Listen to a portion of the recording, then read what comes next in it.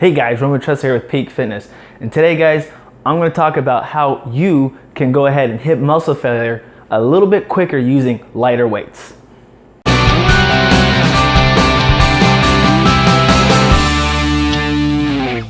Okay guys, like we just stated in introduction, I'm going to tell you guys a quick, simple way you can hit muscle failure just a little bit faster using lighter weights. Now, you see, I'm back in my garage working out. So for a lot of people at home, they don't have the luxury of spending a whole lot of money on weights. So one way to hit muscle failure, say around anywhere between the 6 to 10 rep range, is obviously to buy more weights. Look, sometimes you just can't do that. You're not made of money. And the heavier the weights are, the more expensive they are, generally about $1 a pound. So 40-pound dumbbell is about 40 bucks. Well, I got a solution for you guys, as well as if you're just traveling. So if you're at a hotel where you're at their gym and you're using their weights, and generally it's like a 35-pounder is about as heavy as it gets. Well, I'm going to show you guys a real quick and simple solution, and that is time under tension. Now what that is you're going to increase the time under tension by slowing the reps and adding a pause during the bottom or the top of the rep. So for example, which I will demonstrate here in a second, is during, say, like a bench press. You know, you got maybe 30-pound dumbbells, 35-pound dumbbells, 40-pound dumbbells, and you're definitely not gonna hit muscle failure at the 6 to 10 rep range. Well, what you can do is, when you're in down position, hold it for about 3 to 5 seconds.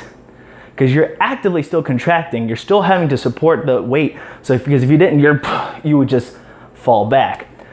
By being here, you're constantly staying in a semi-contracted state, so you're going to tire the muscles out, and then you can go ahead and do the actual rep. By holding that weight there, what you're doing is you're staying in that contracted state, that time under tension, which will tire the muscle out around the 6 to 10 rep range, depending on what you're going for. If you're looking to hit that rep failure around 6, you got to hold it longer. For 10, not as long. But that is one way you can go ahead and do that. Now, there are several ways you can increase your time under tension. The first way is, like I said, hold it on the bottom, hold it for 3 to 5 seconds, and then just do a regular rep and then down. Another way is to actually slowly do the reps up and then slowly do the rep back down, doing it that way. So that way you're in a constant state of movement and constant state of contraction. And the third way is to actually just go ahead and just do both. Hold it down the bottom, slow up and slow down. So that way you may not be getting the explosiveness that you're wanting doing that route, but you're in a constant state of contraction, which will tire the muscles out faster. If you're looking for that explosive, so you get really a good, strong, hard contraction, then your best bet is just to hold it down here in the bottom, and then as soon as you hit that 5-second mark, go ahead and do the proper rep. Now, that doesn't apply to all muscle groups. You know, for example, let's say you're doing a curl. You know, most of the times, something like that, you can just increase the rep range, maybe add a half rep. Again, we're looking at time under tension. Maybe a slow up and a real slow down, you will hit the muscle failure faster because your muscles can't tell the difference between a 25-pound dumbbell doing a single curl going slow versus a 40-pound dumbbell doing a regular 1 second to 2 second rep. It just can't tell because it's that type of contraction that it's constantly in. So I'm going to go ahead and demonstrate for you guys to show you what it's supposed to look like. Okay, so like I said guys, we're going to be focusing on time under tension. Now let's say you don't have the heaviest weight available. So like these are just 40-pound dumbbells. I know I can do more than 6 to 10 reps with them. But if we just slow down the rep and add a pause, we can actually hit muscle failure quite early.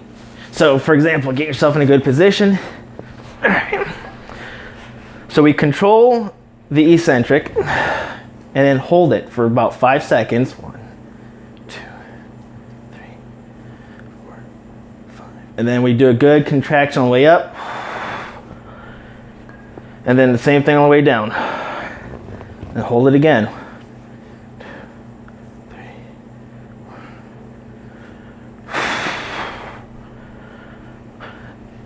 4.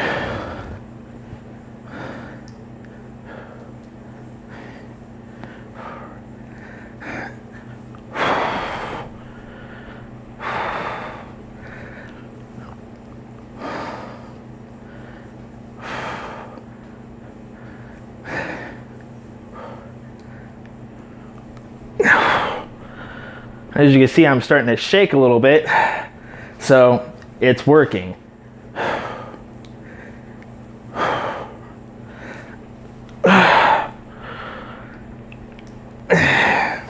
So,